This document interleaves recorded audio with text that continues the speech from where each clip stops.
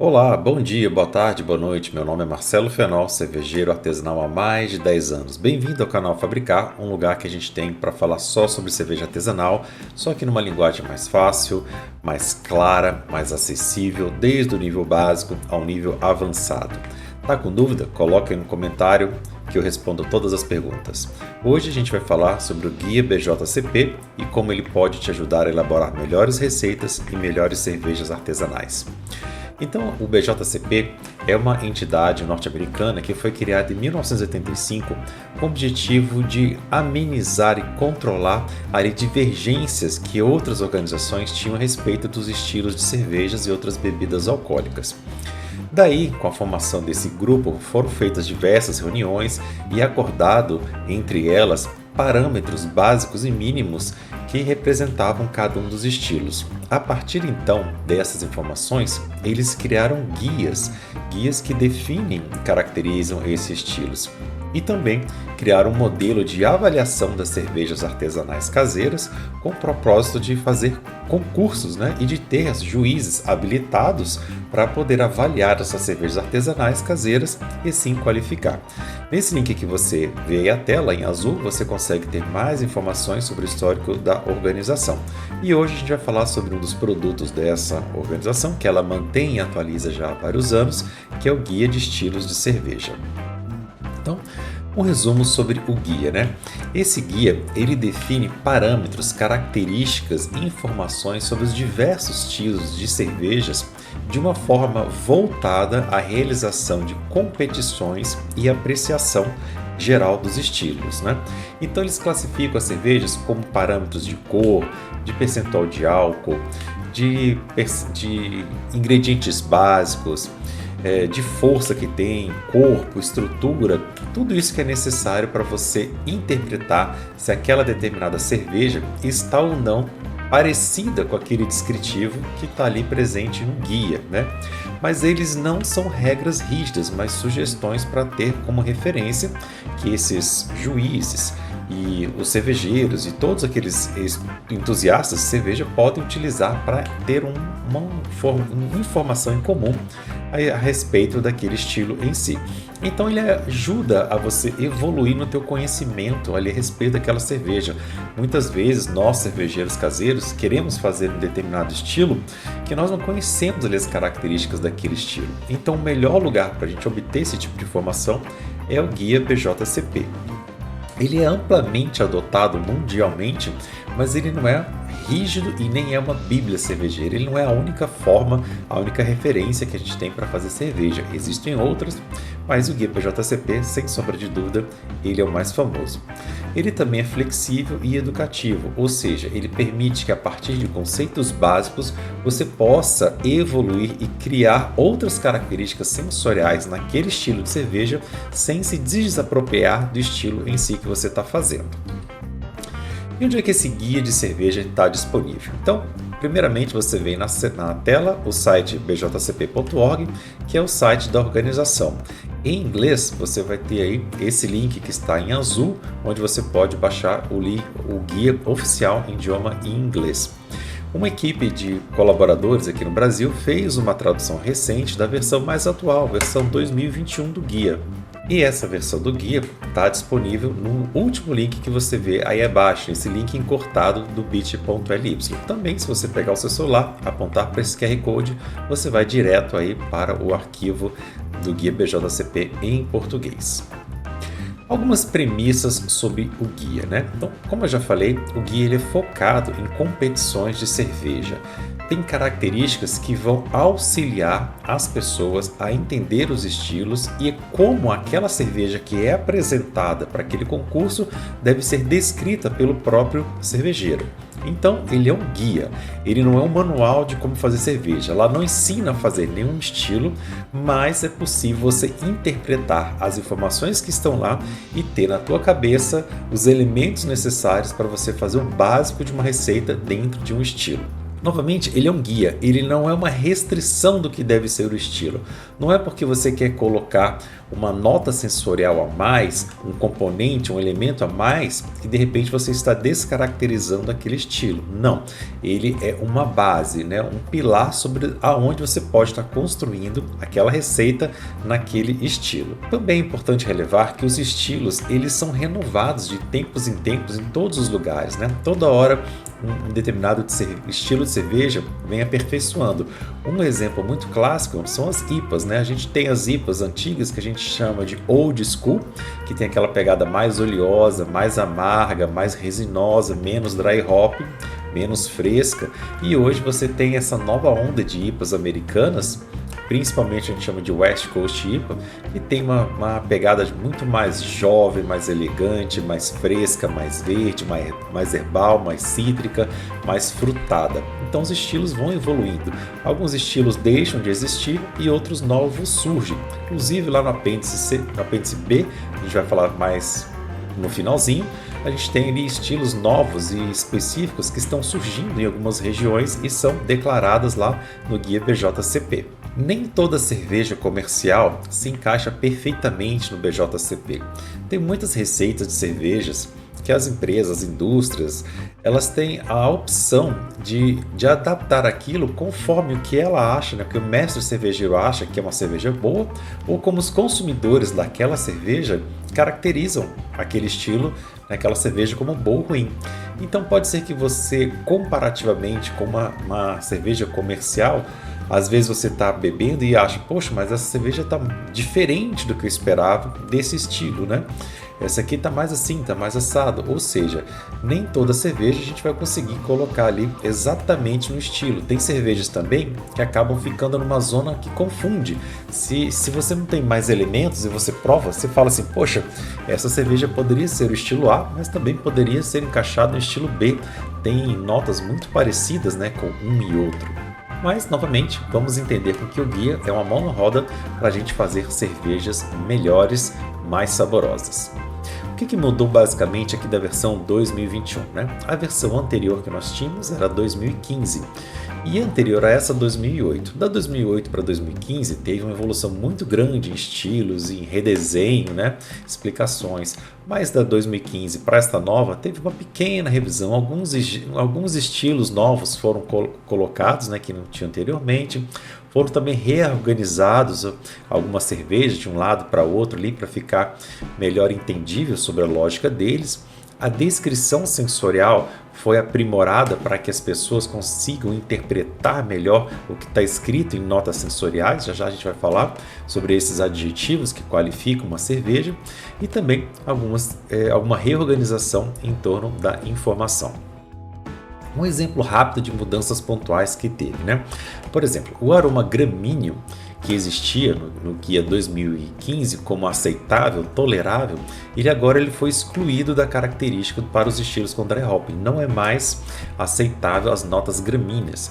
Notas gramíneas remetem, por exemplo, a um excesso de dry hopping, uma presença muito grande de matéria verde ali, e isso não é desejável para essas cervejas com dry hopping. Aroma e sabor de chiclete agora é considerado uma falha em German Weisse, né? Antigamente, o excesso ali de ésteres produzidos pelas leveduras Weisse, ele passa das notas de banana para essas notas de tutti-frutti, de chiclete.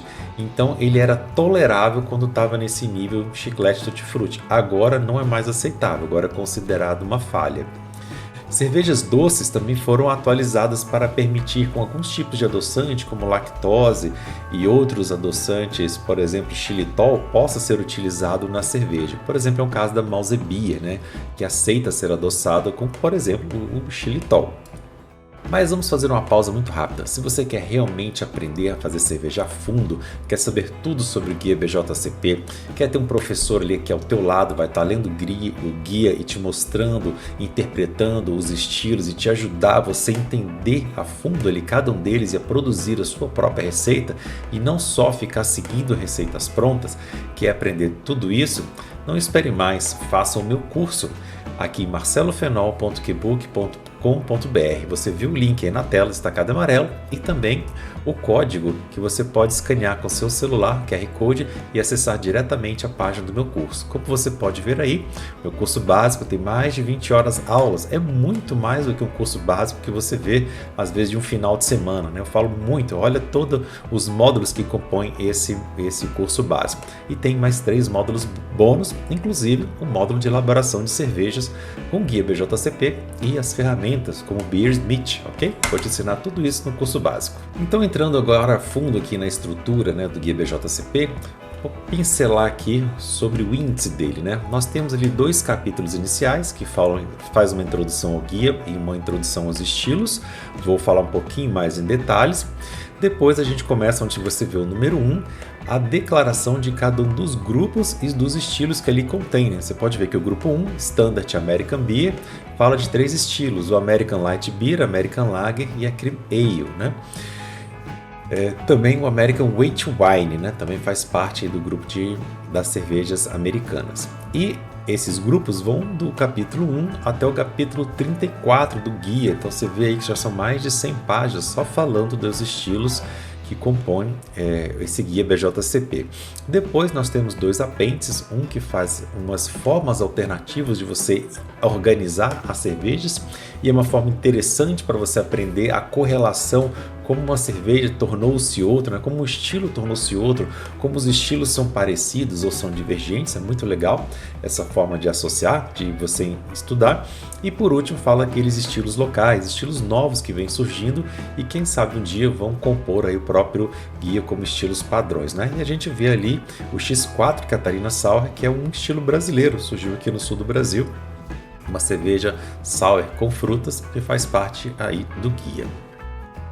Vamos falar agora alguns slides sobre a questão da interpretação. Como a gente pode usar, ou como o guia usa adjetivos, né, e palavras para nos auxiliar a entender, a interpretar o que tem lá escrito. É aqui uma aula de português, mas eu faço questão de falar sobre esses slides de uma forma bem devagar e bem entendível, porque muitas pessoas erram justamente nesses pequenos detalhes, tá? Então vamos pontuar eles aqui para você entender o que o guia quer apontar com o uso desses adjetivos, né, desses verbos, e como é que a gente tem que entender isso na hora de a gente estar pensando na nossa receita. Então tenha atenção quando você ver palavras do tipo ou, do tipo todos, qualquer um, nenhum. Isso pode afetar a relação de ingredientes. Você pode ir por um lado, pode ir para o outro, né? Todos esses devem estar presentes, ou devem estar ou não podem, né? Isso tudo vai te dar noção interpretativa sobre aqueles assuntos que estão sendo abordados. Considere também uma atenção quando falar pode ter, pode conter, pode demonstrar.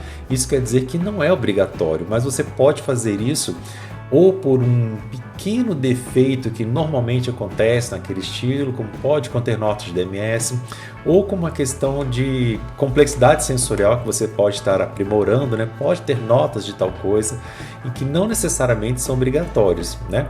E você também tem que pensar isso em relação à faixa que você está trabalhando. Uma cerveja mais leve, talvez ela não vai querer ter a mesma complexidade sensorial do que a mesma cerveja daquele estilo mais forte, né? Então, quando você estiver falando ali de uma receita mais forte, talvez você queira colocar essas notas de maior complexidade. Por outro lado, se você está fazendo uma receita mais leve, você vai querer menos notas de complexidade sensorial, entende?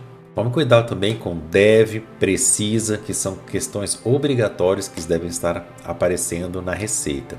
Cuidado também com inapropriado, sem, não apresenta. Isso são elementos que você deve ficar atento para não cair nesses defeitos nem nessas características na hora de estar preparando aquele estilo, tá? Mais uma pausa. Isso tudo, gente, não quer dizer que a cerveja que você bebe, ela deve estar obrigatoriamente seguindo tudo aquilo que está no guia. Mas o guia é uma forma de a maioria das pessoas que gostam daquele estilo interpretam e entendem que aquilo é bom, ok? Vamos lá. Adjetivos usados na descrição sensorial. Alguns adjetivos são voltados ao visual, aos aspectos visuais da cerveja. Quando a cerveja ela é declarada, num concurso, a primeira coisa que você faz é declarar os aspectos visuais e depois os sensoriais, né, de olfato, paladar e sabor. Então, você tem que entender coisas como, por exemplo, turvo, opaco, translúcido, né? Por exemplo, uma cerveja marrom e uma preta, ela pode ser opaca, né? Como ela tem uma aparência mais fosca, ela tem às vezes partículas de suspensão, ela é aquele preto meio apagado, meio amarronzado, que lembra ali, por exemplo, um café com leite, ou ela pode ser bastante translúcida, né? Bastante brilhante, com a presença assim, de uma Coca-Cola, por exemplo, né? Que é bastante brilhante. Então essas características delas são descritas de forma visual, né? E também no guia você vai ver elementos que não são muito normais para a maioria das pessoas, principalmente os novatos. Vou dar 2 exemplos aqui, ó. Renda belga, né?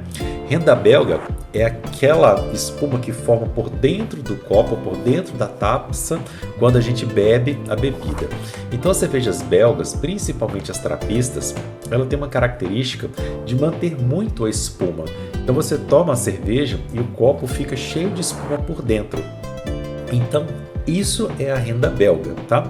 Outro elemento que está aí como exemplo são as pernas ou lágrimas. Essas pernas ou lágrimas são gotas que escorrem lentamente por dentro do copo depois que a gente bebe. Ele é caracterizado principalmente pela presença de álcool elevado ou presença de açúcar e glicerol. Vinhos potentes também, taças de vinho, são muito comuns você encontrar essas pernas ou lágrimas, né? Como a gente se fala. Uma atenção que o guia tem, ele tentou, né, normalizar ao máximo na expressão americana e evitar regionalismos. Então, na hora de ele tratar isso na versão americana, ele focou em informações que são técnicas, precisas, científicas, né, de comum conhecimento. E a gente tem que entender que alguns países eles apresentam regionalismos que não são comuns do meio científico. Então vou apresentar aqui 2 exemplos de interpretações erradas que ocorrem nessas regiões e que o guia ele não entende isso, ele entende de outra forma, tá? Então, por exemplo, na Alemanha, eles entendem que uma cerveja ale é uma cerveja, por exemplo, inglesa, e que lagers é um método de maturação e não um estilo de cerveja, né? Lagers para ele não é a cepa que é feita em temperatura baixa, que fermenta ali no fundo do fermentador, e sim é um método de lagering, de envelhecimento da cerveja, de arredondamento após ali a elaboração da cerveja, né? Kolsch, por exemplo, é uma cerveja de alta fermentação, ao invés do que a gente entende de ale, né? Então, quando eles falam de Kolsch, eles entendem que é uma cerveja feita com uma Saccharomyces cerevisiae, né? Que tem uma fermentação ali em cima. Na Inglaterra também acontece esses tipos de regionalismo. Por exemplo, estilos ale, porter e stout são tidos distintos entre si. Ale é uma cerveja clara, sendo que porter e stout também são cervejas ale, cientificamente falando, né? Cervejas ale são separadas de cervejas lupuladas, né? Então, por exemplo, uma IPA é considerada uma cerveja lupulada, uma ESB é considerada uma cerveja ale. Então, também tem essas diferenças que o guia não trata isso como correto e ele traz o padrão que é tido cientificamente. O glossário do guia também ele é muito importante para você caracterizar e entender os ingredientes, né?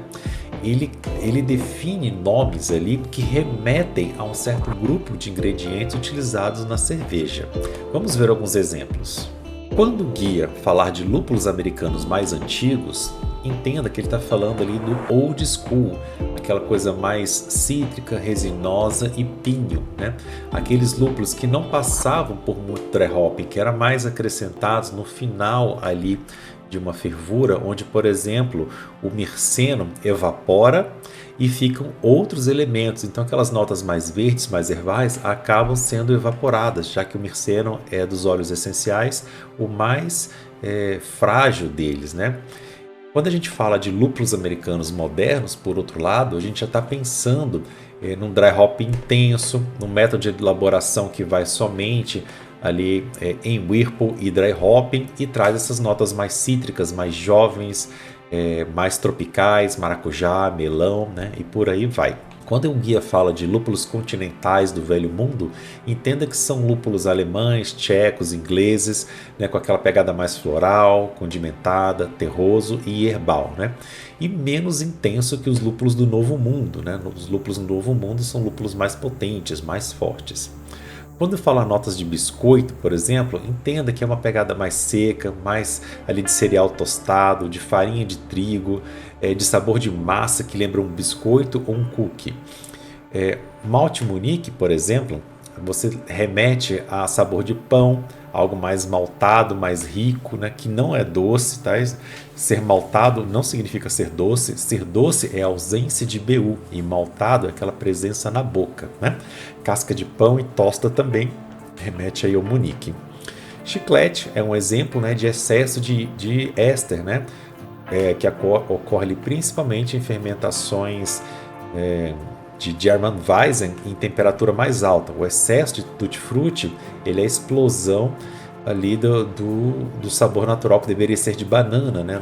Dos aromas de banana. Então você pode pegar tutti-frutti, mix de frutas doces, morango artificial, tudo isso aí vai remeter, por exemplo, a chiclete. É importante que você leia e entenda isso daí, porque na hora que ele caracterizar como um defeito, você tem que saber, né, da onde que esse defeito está surgindo, como é que esse defeito acontece, como é que você pode trabalhar para esse defeito não acontecer. Tem também alguns descritivos técnicos e muitos deles são desconhecidos pela maioria de nós cervejeiros, aí iniciantes principalmente, né? Por exemplo, indole. Indole é uma contaminação bacteriana. A cerveja ela pode remeter ali a aromas muito ruins, né? Algo ligado ali à putrefação, até fezes, né? É uma contaminação muito ruim que pode acontecer na cerveja. O hoppiness ou hoppy, né, é uma sensação de viscosidade na boca, de coisa pegada, densa e xaroposa, associada a bactérias Pediococcus, né, muito comum aí em cervejas de fermentação mista, brete com Pediococcus e por aí vai. É uma pegada, por exemplo, daquela fruta jaca, né, a fruta jaca dessa pegada hoppiness ou hoppy aí na boca. THP também é um defeito, né? Um subproduto sensorial de fermentação lacto e breta, né? Quando o THP está baixo, ele é tolerável, porque ele vai te dar notas de cereal verde, aveia, um malte mal malteado, né? Aquele aroma de mato. Mas quando esse THP estiver alto, ele vai dar um aroma muito ruim, que mistura ali aquele aroma de roedores, de gaiola, de roedor, né, de hamster, ou mesmo até urina, né, que é muito ruim aí para cerveja. O guia também ele define categorias e as possibilidades dessa categoria de forma uniforme. Então, quando a gente estiver falando que uma cerveja é leve, essa cerveja é independente do estilo, se a gente está falando ali de uma Riesling, está falando de uma Barley Wine, está falando uma trapista, né? Ela vai estar na categoria mais abaixo daquela cerveja, né? Então você entenda que essas formas vão ser padrões que, independente do estilo, eles se aplicam da mesma forma. Aqui na tela a gente tem alguns exemplos, como álcool, né? É considerado uma cerveja leve quando o álcool for menor do que 4 ABV. Padrão de 4 a 6, alto de 6 a 9 e muito alto acima de 9, né? Padrões para cor, geralmente se fala tons claros, que vai do palha ao dourado, da cor âmbar, né, aquele intermediário, ou uma cor escura, né, do marrom escuro ao preto. Fermentação, temos alta fermentação, baixa fermentação, qualquer significa que você pode usar tanto levedura ale como lager. Um exemplo disso seria uma cream ale, né? Fermentação selvagem, o uso de bretas, bactérias acéticas, né, as famosas labs, né? Se a cerveja passou ou não por lagering, né? Se a cerveja foi ou não maturada, uma maturação longa, né? Por exemplo, uma Riesling, uma Barley Wine, cervejas muito alcoólicas e que não tem o dry hopping, né? Por exemplo, uma Riesling, uma Barley Wine, uma We Have, elas são cervejas que exigem uma maturação mais longa. Continuando a falar sobre esses padrões, temos aqui também as regiões, né? Se é uma se não só a cerveja, mas aqueles ingredientes, o lúpulo, o malte, eles remetem a uma origem inglesa, uma origem europeia, americana e por aí vai, né? Os estilos, né, são a família das IPAs, família das Pale Ales, das Pils, da cerveja de trigo, das Stouts, são formas de você organizar todas as variantes em estilos básicos, né? A Era, se é uma cerveja artesanal, o que significa? Elas são as mais recentes, né? Surgiram há pouco tempo esses estilos, por exemplo, as Juicy IPAs são cervejas artesanais mais novas. Tradicional são cervejas mais antigas, né, que já são feitas há vários anos, mas ainda estão em produção. A gente tem, por exemplo, Stout, Porter, própria IPA, Cairiaí. E cervejas históricas, são cervejas que já não são produzidas ou têm uma produção limitadíssima, né? Uma Liechtenstein, por exemplo, né? Cervejas que já não são tão feitas assim hoje em dia. Ainda aqui, a última slide sobre a padronização.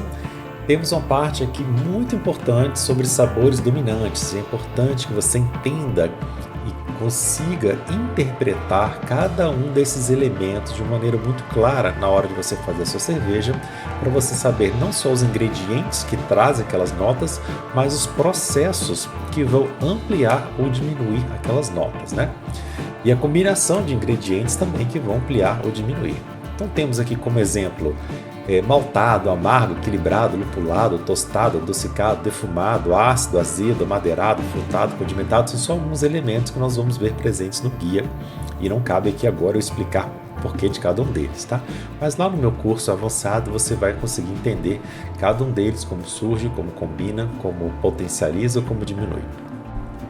Cada sabor dominante desses, ele pode ainda ser subdividido em outras categorias. Então a gente pode ver, por exemplo, o amadeirado, ele pode puxar ali numa avaliação de um juiz, por exemplo, olha, esse amadeirado está puxando para uma tábua verde, né? Tá uma madeira que não foi queimada, por exemplo, um barril que não foi corretamente elaborado, né? A pessoa fez ali envelhecimento em barril. Por outro lado, pode estar queimado, pode estar passando ali muita sobra da preparação da queima do barril naquela cerveja. Pode trazer notas de coco, que é uma nota muito interessante, caracterizada do envelhecimento, cerveja de barril. Notas adocicadas, de anis, picante, etc. Né? O anis, por exemplo, é um tipo de madeira, né, que dá esse tipo de nota.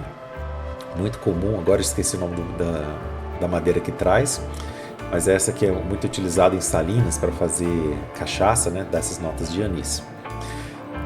Pode também o perfil ácido, né, pode ser um ácido limpo, né, pode ser um ácido acético, que vai ser um defeito na maioria das cervejas, né, menos em um determinado estilo belga. Pode ser um ácido pegajoso, viscoso, indo ali para um ácido málico, né, que tem essa nota mais de jaca, né, como eu falei há pouco tempo atrás. O próprio frutado. O frutado pode ser interpretado como doce, como cítrico. Dentro da categoria cítrico ainda pode ser dividido como abacaxi, limão, laranja, tangerina, né? Frutas amarelas como maracujá ou manga, frutas de caroço, frutas vermelhas, são todas as berries aí, né? Morango, blueberry, todas essas outras. Frutas escuras como ameixa e uva passa. Então tem uma infinidade de categorias que traz a classificação para a cerveja. A partir de agora, a gente vai tentar entrar dentro das categorias de estilo, né? Como cada estilo ele é descrito. Cada estilo de cerveja ele passa por 10 atributos, que são esses que você vê aí na tela. Nós vamos passar a explicação, são muitos slides, tá? Em cada um deles, explicar o que quer dizer o guia, cada um deles, um exemplo e que tipo de interpretação a gente consegue dar. Então vou pegar um exemplo que a gente vou utilizar na maioria do caso aí uma Crimeio e vou ajudar você a interpretar o que está escrito com aquilo que a gente tira de informação importante na hora da gente criar a nossa receita. E eu peguei o exemplo da Crimeio, que é bastante comum, né? Muita gente começa a fazer cerveja por uma Crimeio e vai ser fácil a gente interpretar esse estilo. Então tudo começa pela impressão geral, né? A impressão geral ela vai dar as características básicas que são procuradas naquele estilo, né? Qual a essência daquele estilo? Por que aquele estilo existe, né? O que diferencia ele de outros? E uma descrição bem ampla que serve para a maioria das pessoas não especializadas conseguir interpretar, separar, né, uma determinada cerveja naquele estilo. ele é útil para você entender e diferenciar de outros estilos, né? Principalmente se você não está familiarizado com aquele estilo em si. E é a base da informação que é utilizada para avaliações em competições, né? Tudo ali começa a partir dessa impressão geral. Então facilita você observar uma cerveja que você vai beber, né? Você olha visualmente o aroma, o sabor, e isso, né, ali já vai te dar uma impressão geral do que é visto naquela cerveja. Depois a gente vai entrar nos detalhes específicos. Então, seguindo aqui um exemplo de uma impressão geral. Nós vamos entrar dentro do estilo Cream Ale, né, que é um dos estilos da American Standard Beer. O que é Standard American Beer, né? São as cervejas americanas mais comuns. A gente passa ali primeiro um A e um B, que são American Light Lager, American Lager, que são as cervejas mais produzidas hoje no mercado, né? Em Light Lager a gente tem a Bud Light, por exemplo, né? Todas essas cervejas low carbs aí da indústria cervejeira. A American Lager é a maior quantidade de cerveja que é produzida hoje, classifica nisso, né? Então Skol, Brahma, todas essas cervejas de massa são American Lagers. Depois a gente tem o Cream Ale, que é que a gente vai usar aqui no nosso estudo, que é uma American Lager um pouquinho mais forte, né? Um pouquinho mais complexa. Impressão geral, como é que está lá no Guia BJCP uma Cream Ale? Olha só, uma cerveja americana para o verão. Opa, se é para o verão, já me nota que é uma cerveja leve, refrescante, para beber em grande quantidade. Não é uma cerveja pesada, não é uma cerveja de inverno, né? Saborosa, olha, se é saborosa, então ela vai ter vários tipos de componentes ali sensoriais que vão dar uma certa complexidade naquele sabor. Limpa, ela não tem uma fermentação frutada, por exemplo, ela não tem ésteres, ela não tem fenóis, né? É uma fermentação limpa. Bem atenuada, olha, é uma cerveja que é bem seca de paladar, né? Ela é bem atenuada, então a gente vai procurar ali uma forma de fermentar que vai fazer uma atenuação para tirar todo o corpo dela, vai deixar ela com pouco corpo, né? Altamente carbonatada, vai deixar mais refrescante. Quando a gente adiciona carbonatação na cerveja, além de a gente aumentar a acidez dela, a gente deixa ela mais frisante, com aquela ideia de champanhe, né? Por que o champanhe ele é tão refrescante, né? Às vezes justamente aquela carbonatação excessiva que tem o champanhe ajuda a deixar ele mais refrescante. Se você pegar um champanhe, tirar a carbonatação e tentar beber, vai ver que ele é doce, ele é bem enjoativo. Então essa carbonatação mais alta que o normal vai deixar ela menos doce, mais refrescante e também com a possibilidade de tomar mais leve. E outra coisa, uma vez que a cerveja tem baixo percentual alcoólico, é desejável que a carbonatação dela seja maior, justamente para contrabalancear essa falta de base que ela tem. Olha, fácil de beber, olha, também remetendo a cerveja com percentual alcoólico baixo, né? Macia e refrescante, olha, sem notas ali de astringência, de tosta, de torra, né? Refrescante. Então, o que é refrescante? O suco de limão é refrescante? É refrescante, né? Um leite é refrescante? Não, o leite não é refrescante. Então, olha o tipo de descrição sensorial que você tem que fazer na tua mente para conseguir elaborar, extrair isso no estilo que você está fazendo, né? Vamos lá, continuando.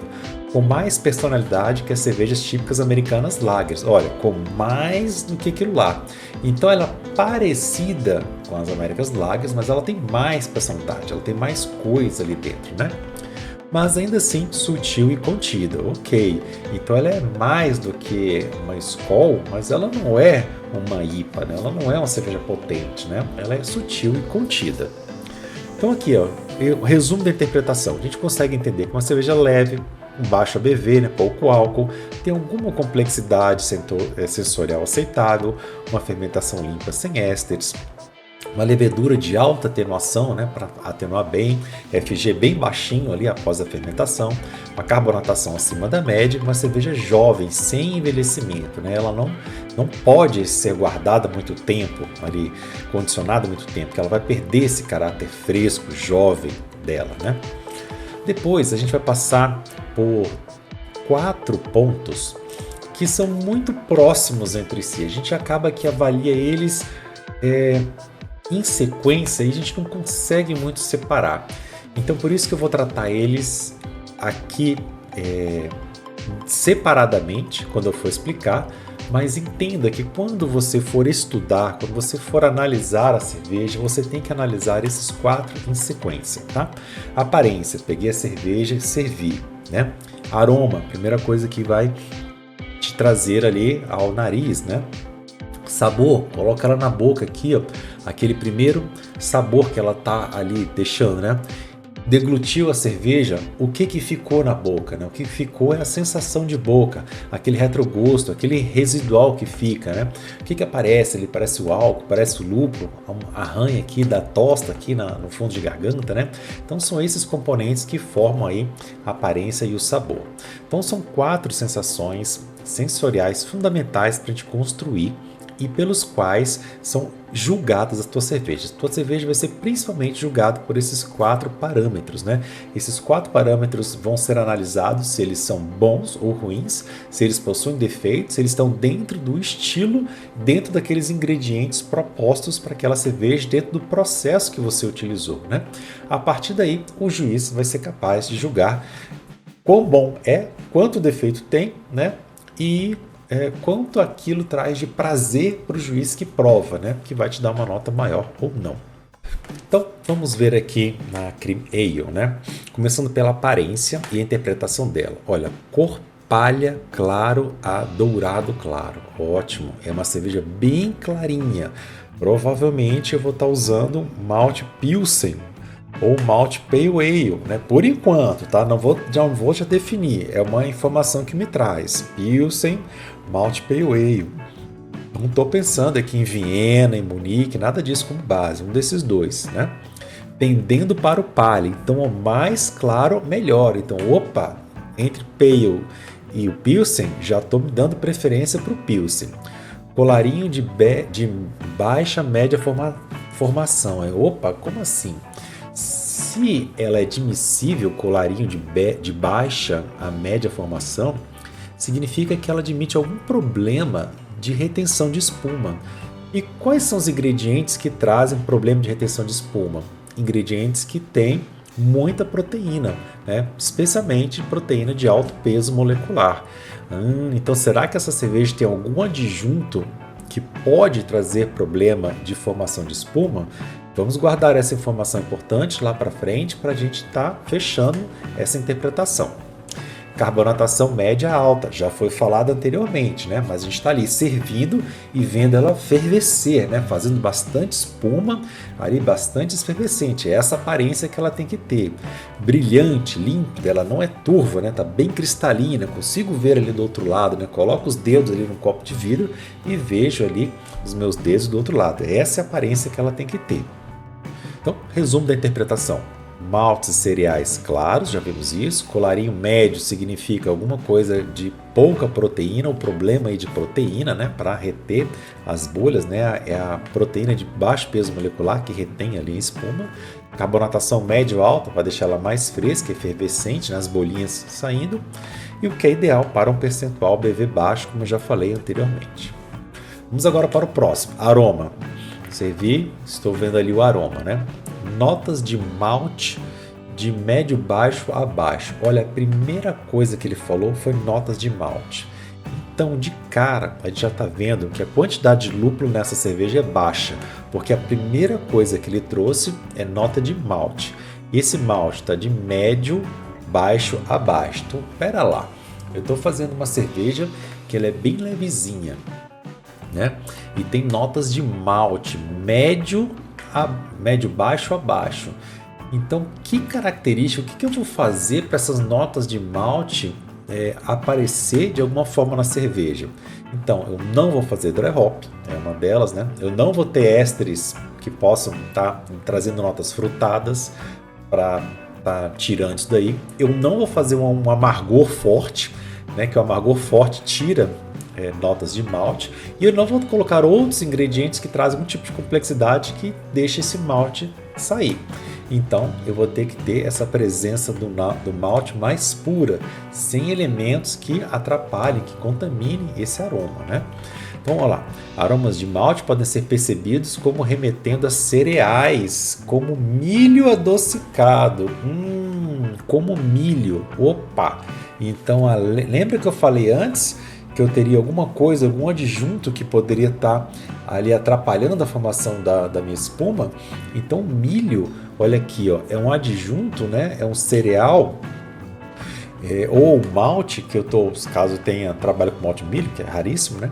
É um ingrediente que eu estou trazendo que vai, de alguma forma, contribuir para essa cerveja. Então, esse sabor de malte, muitas vezes ele é potencializado por esse grist de milho, né, que a gente está colocando ali na nossa cerveja, né? Ó, adocicado, ou seja, IBU baixinho. DMS em baixa intensidade é opcional. DMS é um defeito, mas é aceitável se ele aparece ali na tua cerveja, né, como um problema da fermentação. Então, às vezes, vamos ver mais para frente algumas características, né?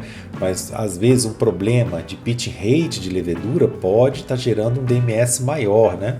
Problemas ali da qualidade do ingrediente, né, do processo de fervura, não extraiu o DMS suficiente, né? Dali, e pode estar gerando esse DMS. Então vamos entender mais o que está acontecendo sobre isso. Aroma de lúpulo é médio-baixo, é opcional. Olha aí que interessante. O aroma de lúpulo baixo, né, médio-baixo, que é pequeno, é opcional, nem é obrigatório, podendo ser de qualquer variedade, porém notas florais, condimentadas e herbais sejam mais comuns. Olha aí, ó, já me disse tudo sobre lúpulo. Então, uma lupulagem de acabamento, se eu fizer, aquela ali no final da fervura, pode até acontecer, é opcional, né? E as notas são notas florais, condimentadas e herbais, ou seja, aquele old school americano, né? Sem mirceno, por exemplo, né? Então vai ser lúpulos que vão ser colocados na fase quente, para que o mirceno evapore e sobressaia essas notas condimentais e herbais, né? Mirceno que traz ali cítrico, que traz uma bebida jovem, mais verde, ele vai ser evaporado. Em geral, tem um aroma sutil e equilibrado. Ok, equilibrado. Não é alcoólico demais, não é amargor demais, não é maltado demais, bem equilibrado. Ésteres frutados de baixa intensidade são opcionais. Opa, mais uma informação aqui. Ésteres frutados vão aparecer quando? Em condições de underpitching, né? Pitch rate mais baixo, uma fermentação mais alta, ou lúpulos ingleses, ou levedura inglesa, né, que vai trazer esse tipo de nota. Então, são aceitáveis, mas são opcionais. Você não tem que procurar aquilo, mas se tiver, você está em uma baixa sensação, você não vai ser penalizado para isso. É melhor você trabalhar nessas condições de underpitch, fermentação elevada, levedura inglesa? Não é bom. Trabalhe com o que ele fala, fermentação limpa. Mas se acontecer algum probleminha, você não vai ser penalizado por isso. Então, resumo dessa interpretação do aroma. IBU baixinho, como a gente já falou, né, aquele adocicado. Maltes e cereais claros, como Pilsen e milho, né, já descartei o Pale Ale. Lúpulos de média intensidade, né, baixinho, pouca quantidade, ali talvez no acabamento opcionalmente, mas cuidado para não perder as notas maltadas. Se você fizer muita lupulagem de acabamento, você perde essas notas maltadas. Notas florais, condimentadas e herbais remete àqueles lúpulos americanos mais antigos, como Cascade, Columbus, Mosaic, Zeus, né, são alguns exemplos, e em final ali de fervura para que o mirceno evapore. Levedura inglesa é um opcional, fermentação em temperatura mais alta também é aceitável, e o underpitching leve também é aceitável, mas não deve ser recomendado, não é o recomendado, tá? Pode acontecer. Tente fazer uma levedura tradicional americana, como o S05. Vamos agora para o sabor, né? Temos aroma, colocou na boca, encheu ali a boca a cerveja e engoli. O que as minhas papilas degustativas, né, entenderam nesse momento? O que foi registrado aqui na minha memória sensorial e o primeiro sabor após engolir? Ainda não é um retrogosto, aquela primeira enchida e bebida da cerveja, né? Então vamos lá, amargor de lúpulo de baixo a médio baixo. Claro, acabou de falar ali antes, né? IBU baixinho, né? Maltado no aroma. Se é maltado no aroma, o amargor tem que ser baixo. Dulçor do malte, baixo a médio baixo, já foi falado. Variando de acordo com a densidade original e atenuação. Beleza, né? Uma cerveja que vai ter ali no limite da potência do estilo, vai ter esse sabor de malte mais alto, mas se ela está lá mais baixo na escala, vai ter menos, e se ela está ali no meio, vai ter intermediário. Então, o que está dizendo aí? Que esse dulçor do malte varia conforme se é uma cerveja de entrada ou se é uma cerveja no limite ali do estilo. O perfil do malte é geralmente neutro, ok? Não é aqueles maltes que puxa para um caramelo, que puxa para uma tosta, que puxa para um toffee, nada disso, neutro. Podendo ser percebido como cereal ou biscoito de água e sal. Olha,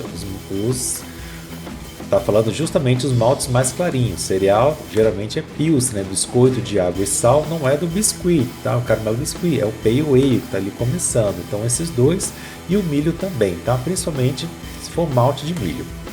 Geralmente bem atenuada, olha, geralmente bem atenuada. Então tente trabalhar para fazer bem atenuação, mais do que o normal. Já tá te dando uma dica aí.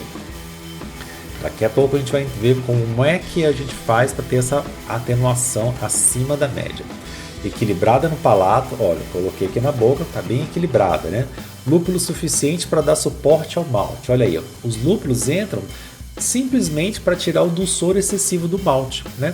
Para dar uma contribuição para não ficar uma cerveja doce e enjoativa, mas sem ser amarga.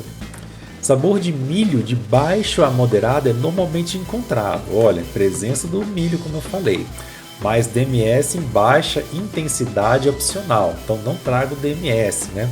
Que é comum aí em grãos de milho, grãos de arroz, né? O final pode variar do seco, leve e bem definido ao levemente adocicado. Ou seja, se ela é uma cerveja de entrada e você atenuou bastante, vai te dar um final bem seco, né? Bem leve. Se tiver na outra ponta, vai ser bem definido e ou levemente adocicado se tiver mais maltado e você ainda está mantendo esse BU baixinho como deve ser. Você tem duas cervejas, uma está com 4% de álcool, outra está com 5%. E você manteve o mesmo lúpulo, 20 de BU. É lógico que nessa de 5, o maltado adocicado vai aparecer mais, né, do que nessa de 4. Perfil de fermentação lean, olha de novo aí, lúpulo americano, né? Sendo ésteres frutados de baixa intensidade opcional. Olha aí, ó, não está dizendo para ter, é opcional. Caso tenha, tudo bem.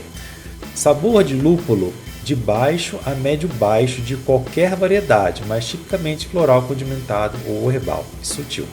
Já falamos anteriormente aí, né, naquela parte de aroma, essas questões do lúpulo. Então, interpretação. Uma relação IBU-GU próxima a 0,5, a 0,6, mais para frente vou falar, né? Ou seja, o amargor está bem baixinho. Se tiver no limite da escala, maior presença de malte, né? E lupulagem de acabamento bem sutil. Presença dos maltes claros, né? Uma levedura bem atenuativa. Cuidado com o uso do milho para não se sobrepor, né? Então de 10 a 30% na média aí que a gente vai fazer, que é uma de entrada, até 10% de milho. Tá lá no final da escala, mais forte, até 30% de milho é aceitável. Ou xarope de milho nas mesmas proporções, né? O xarope de milho ele tende a trazer menos defeitos do que usar o milho em si. O milho tem maior complexidade sensorial, o xarope de milho já é mais neutro. Então eu te recomendo, para você ter menos defeitos, usar xarope de milho. Quer um exemplo de xarope de milho bastante conhecido? Mel caro, né? Aquele caro é xarope de milho puro, que você pode usar para fazer cream ale. Xarope de milho pode ajudar a secar mais a cerveja. Ah tá, mais uma questão interessante. Como está bem atenuada, quando a gente coloca um açúcar simples, como a xarope de milho, ele ajuda a secar, né, a fermentar, a ser 100% fermentado. Então ele gera mais álcool sem gerar corpo. Então ele acaba que atenua mais, seca mais a cerveja. Então é uma das formas de você conseguir estar secando mais a cerveja, ao invés de usar milho, que vai deixar açúcar residual, é usar o xarope de milho, que vai ser 100% fermentado. Os demais itens a gente já conversou. Sensação de boca, beleza. Agora já está falando do aftertaste, tá? Tomei, engoli. O que eu estou sentindo aqui? O que ficou daquela cerveja, né? Então, geralmente, bem leve, bem definida, embora o corpo possa ser médio, ou seja, a presença de malte fique mais tempo aqui na boca, né? Maior essa sensação de malte. Sensação de boca macia, sem nenhuma astringência, sem parecer lúpulo, sem parecer amargor. Atenuação média alta, né? Bem sequinha. Uma atenuação mais alta pode dar percepção de matar a sede. Então, quanto mais sequinho, menos doce de malte fica, mais mata a sede. E alta carbonatação, né? Então, falamos isso. Então, maior corpo pode ser, por exemplo, o uso do milho cru, né? O milho cru, sem ser fermentado, sem ser malte, né, sem passar pela malteação, ele vai deixar mais corpo aí na tua cerveja. A parte de comentários. Essa parte de comentários, ela complementa ali com algumas informações que ajudam você a entender melhor, a focar mais, né, a tirar algum tipo de dúvida ali para o estilo. Então, às vezes são curiosidades, são notas ali sobre aquele estilo, né? Então, essas informações, elas não necessariamente impactam na avaliação do juiz, mas eles te ajudam, né, a entender um pouco mais, a separar um estilo de outro. Você vai ver isso, por exemplo, no caso das IPAs, né, que olha, essa IPA é assim, diferente daquela que é de outra forma. Então vamos ver aqui no caso da Cream Ale. Comentários. Muitos exemplares comerciais possuem OG variando de 50 a 53 e amargor raramente supera os 20 BUs. Lembra que eu falei da razão BU-GU? Então, para essa densidade de 50 a 53 e 20 de BU, nós temos aqui uma relação BU-GU de 20 por 50 que vai te dar em torno de 0,4, né? Ou seja, uma cerveja bem pouco amarga. A parte da história, ele não traz nada que é avaliado aqui durante a cerveja. É simplesmente notas que ajudam você a entender como é que aquela cerveja surgiu, né? Como é que ela está caracterizada. São informações ali que agregam você conhecer um pouquinho da cerveja, mas sem entrar em si nas características dela. Então vamos ver aqui a história da Cream Ale, né? Uma ale de alta carbonatação, de consumo rápido da segunda metade do século XIX, que sobreviveu à lei seca, ou seja, uma cerveja ali que já existe há algum tempo nos Estados Unidos. Uma ale feita para competir com as lagers produzidas no Canadá e nos estados do Nordeste, Médio Atlântico e Centro-Oeste dos Estados Unidos.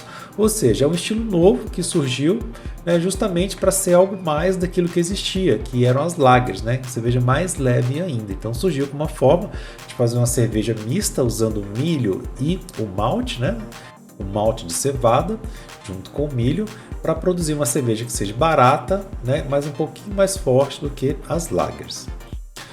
Próximo item são os ingredientes. Aqui sim é bastante importante, né? São ingredientes básicos ou processos típicos e comuns que vão aparecer naquele estilo, que vão ser citados, né?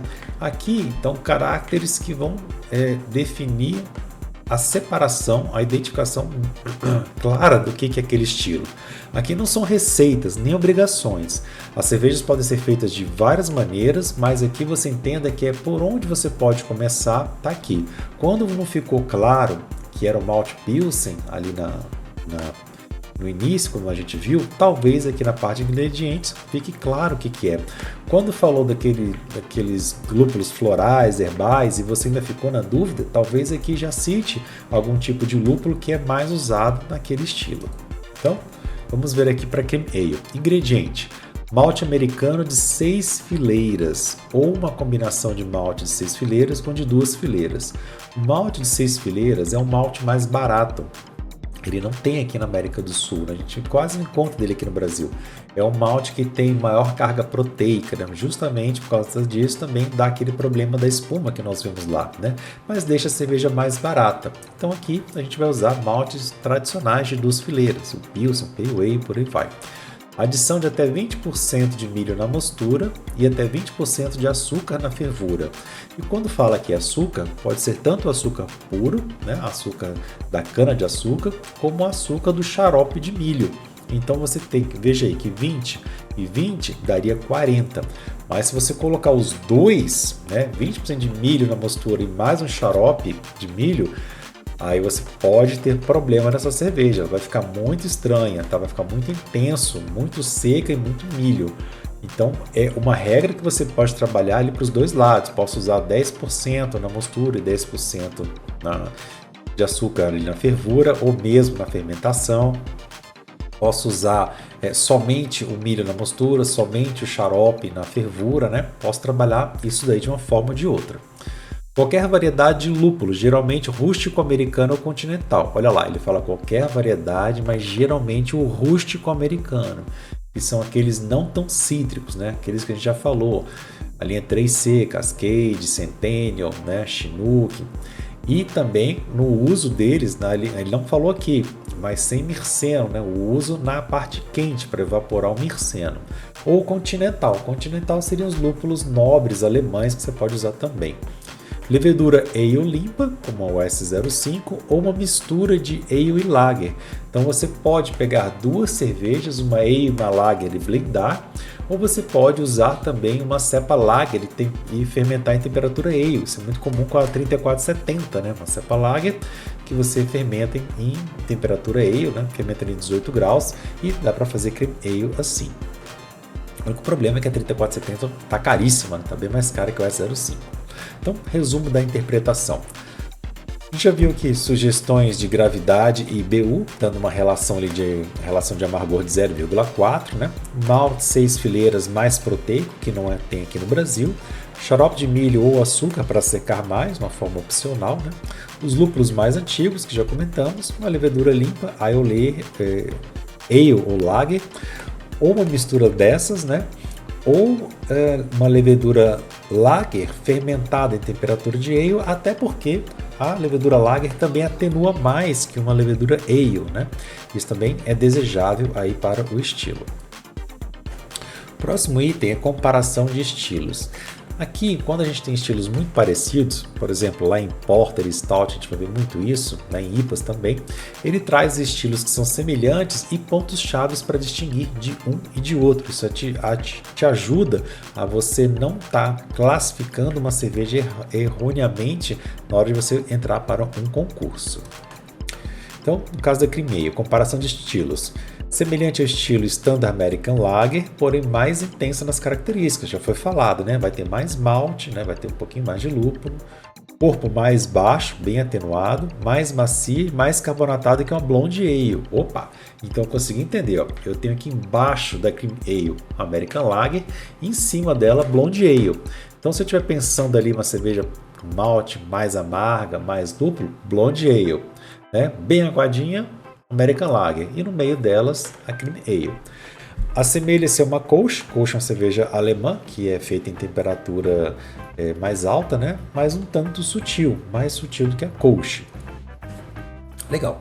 Instruções para inscrição. Isso aqui é voltado bem para o concurso. Quando o cervejeiro for fazer uma ficha daquela cerveja para ser inscrita no concurso, ele tem que observar essas dicas que são apresentadas, que dependendo do estilo, ele tem que deixar ali bem claro o que ele fez naquela cerveja para ser avaliado daquela forma, né? Então, às vezes tem uma dica lá que ele fala assim, olha, indica se você fez prime ou carbonatação forçada, né? E no caso de uma German Weiss, indique se é para rodar e misturar levedura na hora de servir ou não, né? Então esse tipo de informação ele vai pedir para você declarar ali. Ele vai te dizer o que tipo de informação que tem e como você deve declarar. Aqui eu peguei dois outros estilos porque no caso da Cream Ale ela não tem nenhum tipo de orientação. Então vamos ver no caso da Pale Lager. Se você estiver fazendo uma International Pale Lager, né? Então instrução para inscrição. Caso deseje, o participante pode especificar variações regionais, como uma Mexican Lager, uma Dutch Lager e tudo mais. Então isso aqui ajuda a caracterizar as notas sensoriais que o juiz pode estar ali interpretando na hora de beber. No caso de uma Specialty IPA, instruções para inscrição, o participante deve especificar o teor alcoólico, ou seja, se é uma cerveja de entrada, uma Session, se é uma Standard, né, que está ali no meio, ou se é uma Double IPA, né, mais forte. Se nenhum teor alcoólico for especificado, será o Standard assumido como média para avaliar. Ele vai avaliar ali que vai estar entre 4% e 6% de álcool, beleza? Então, duas aqui informações desse tipo. Já indo para o finalzinho, nós temos as estatísticas vitais. Isso aqui é muito importante para os softwares, né, que elaboram cerveja, que elaboram receitas. Né, faz cerveja, faz receita. Por quê? Porque é a partir desses parâmetros que nós vamos conseguir colocar ali os ingredientes, o malte, o lúpulo, e ele vai calcular ali se a gente está ou não dentro daquela faixa. Então a gente tem a densidade primária, né, a OG, densidade final, né, o álcool projetado para aquela receita, o tanto de amargor, né, a cor. Se é uma cerveja de entrada, meio ou forte, né, a gente vai ter os parâmetros ali, que é do mínimo até o máximo de gravidade, do mínimo até o máximo de álcool, né? Então a gente tem noção se ela é de entrada meio forte, se é uma session, se é uma normal, se é uma double, né? Tudo isso aí a gente consegue entender. No caso de session double, na verdade ele não está dizendo se é uma session ou double, mas ele está dando os limites, dizendo que daqui para baixo é session e daqui para cima é considerado uma double, tá? Para um determinado estilo, ou uma imperial, por exemplo. Então, estatísticas aqui para Keep Ale, né? Então, densidade entre 1042 e 1055, né? O amargor dela de 8 a 20, bem baixinha, né? Densidade final 1006 a 1012, daqui a pouco a gente fala sobre isso. A cor de 2 a 5, bem clarinha, e o álcool de 4,2 a 5,6. Então, quando a gente pega aqui essa densidade inicial e a gente divide pela final e subtrai 1, a gente tem um percentual de atenuação dessa cerveja. Aqui a gente tira uma informação interessante. Olha, atenuação menos 6 sobre 42 dá 86% de atenuação, ou seja, muito atenuada. E se a gente tem aqui para o final, né, 12 dividido por 55, a gente vai ter 78% de atenuação, que é bem atenuada. Ou seja, uma levedura, normalmente, ale, ela atenua na casa dos 75%. Então, para a gente conseguir esse nível de atenuação, a gente vai ter que ter alguma mudança da nossa receita. Ou uma mosturação muito longa, uma mosturação de 2-3 horas, para a gente ter mais maltose. Ou a adição de açúcar, né? Ou xarope de milho, para a gente conseguir aquilo lá. Ou o uso de uma levedura que fermente a maltotriose, né? O açúcar mais complexo, que é o caso das lagers. Ou uma combinação dessas três em um certo nível, né? Também para você não exagerar e fazer ali, ter uma atenuação às vezes lá de 1000, 1002 e ficar aguada demais a tua receita, né? Então você tem aí noções de que alguma coisa você vai ter que fazer no seu processo para aumentar a fermentabilidade daquela cerveja, né?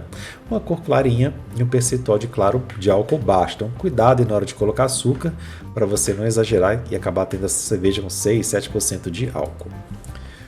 Bom, indo aqui para o finalzinho, a gente tem exemplos comerciais. Esses exemplos comerciais eles servem para você ter referência e não necessariamente aquelas cervejas que estão lá, elas seriam assim as melhores naquele estilo. Simplesmente são cervejas para você tentar, se você não conhece aquele estilo, tenta comprar e tenta beber para ver o que você espera encontrar na tua cerveja, né? Também não tem nenhum tipo de garantia de disponibilidade, que ela vai estar sempre disponível, que a gente vai achar, principalmente aqui no Brasil, e nem garantia que essa cerveja ao longo do tempo não seja alterada, né? Às vezes também é comum que a própria cervejaria, por falta de ingrediente, altere e mude a descrição sensorial da cerveja, mantendo o mesmo nome, tá? Então essas cervejas são apenas exemplos. Aqui no caso da Cream Ale, né, os exemplos que você vê aí, não é nenhuma cerveja que a gente encontra aqui no Brasil, né? Totalmente cervejas aí americanas. Finalzinho a gente vai ver atributos do estilo. São tags, né, informações que ajudam ali a você fazer pesquisa e organização. Palavras-chave que você pode pesquisar em outras cervejas para você ver o que ela tem de similar com outro estilo, tá? Então são palavrinhas-chave que você vai encontrar ali no guia. Então, no guia também você pode encontrar a última revisão, ou seja, quando foi a última vez que aquele estilo foi ajustado. Então, no caso da Cream Ale foi em 2015, né? Na versão de 2001 não teve nenhum ajuste, nenhuma alteração, mas alguns estilos você vai ver que em 2021 foi ajustado. No caso das IPAs você vai ver. E você vai ver aqui a tal das tags que eu falei, olha, Any Fermentation, então qualquer tipo de fermentação é aceitável, tanto ale quanto lager, quanto a mistura dos dois, mas não uma brete, né? Balanced, né? Balanceado, North America, né? Então, cerveja americana, da família da Pale Ale, cor clarinha, Pale Color, né? Força padrão, né? Ela não é forte mais, nem é aguada, né? Um estilo tradicional. Então, informações aí que você pode pegar essas palavras-chave e percorrer no guia, ver outras cervejas que se assemelham com esses parâmetros. Já indo aqui para o finalzinho do guia, né? A gente vai passar por diversos estilos, né? A gente só está fazendo uma exemplificação hoje, mas a gente vai ver o apêndice A. O apêndice A, ele vai te dar 5 formas de você organizar cervejas e entender como essas cervejas estão relacionadas. Então, primeiro você vai ter como elas eram organizadas em 2008, a primeira forma de organizar. Depois o que foi modificado, né, de 2008 para cá, a outra forma. Depois ali no 3, organizando por família, né, família das Pale Ales, das Pilsen, das Amber Lagers e por aí vai. Depois, pelo país de origem, né, as cervejas americanas, as internacionais, as inglesas, as alemãs, as belgas e por aí vai. Depois sobre a história delas, né? Sobre a história das Pilsen, sobre as cervejas em massa, sobre as cervejas europeias, né? Sobre as cervejas trapistas e assim vai. Na sequência, a gente tem o apêndice B, que é aqueles estilos novos, estilos locais. E a gente tem entre eles aqui, né, dois estilos argentinos, um italiano, um brasileiro, Catarina Sour, e o estilo neozelandês também. Então, tem do mesmo jeito que a gente viu da Cream Ale, vai ter o da Catarina Sour com o descritivo dela. Além desse guia BJCP, também tem outros guias lá disponíveis. Tem guia para fazer hidromel, guia para fazer bragotto, que é uma mistura de hidromel e cerveja, para fazer cidra, e o guia de ingredientes. Esse guia de ingredientes eu acho muito bacana para você conhecer também. Ele só está em inglês, nesse link que você tem aí na tela. E ele fala sobre, por exemplo, as características do mel, suas variedades, o descritivo sensorial do mel, das frutas também, né? Principalmente as frutas disponíveis nos Estados Unidos, as uvas, as variedades, né, que usam para fazer vinhos, características sensoriais, os temperos, que é muito legal para você ter noção do que traz ali para a cerveja, o que é um condimentado, o que é um picante, né? Que você pode estar fazendo aí para alguns estilos de cerveja. Eu acho bem legal também estudar esse guia. Então, uns exemplos rápidos aqui sobre o guia de ingredientes, né? A gente tem aqui no caso o mel, ele tem a florada que ele é feito, a cor onde ele é produzido, onde ele pode ser utilizado, né? Com o que ele harmoniza, as notas que ele tem, né? Uma imagem aqui sobre a carinha da planta de onde ele é tirado e da cor do mel, né? No caso das frutas, ele tem a descrição do que é aquela fruta, a cor, onde ela é produzida, onde ela pode ser utilizada, por exemplo, uma bebida, uma comida, uma sobremesa, com o que ele harmoniza, qual é o aroma, qual é o sabor esperado, né? Notas e complementares e uma imagem ali, uma foto das frutas, para você ter ideia na hora de comprar, se você nunca viu aquilo na vida, né? Olha a nossa mora aqui, ó, Marion Berry, como ela se parece aqui.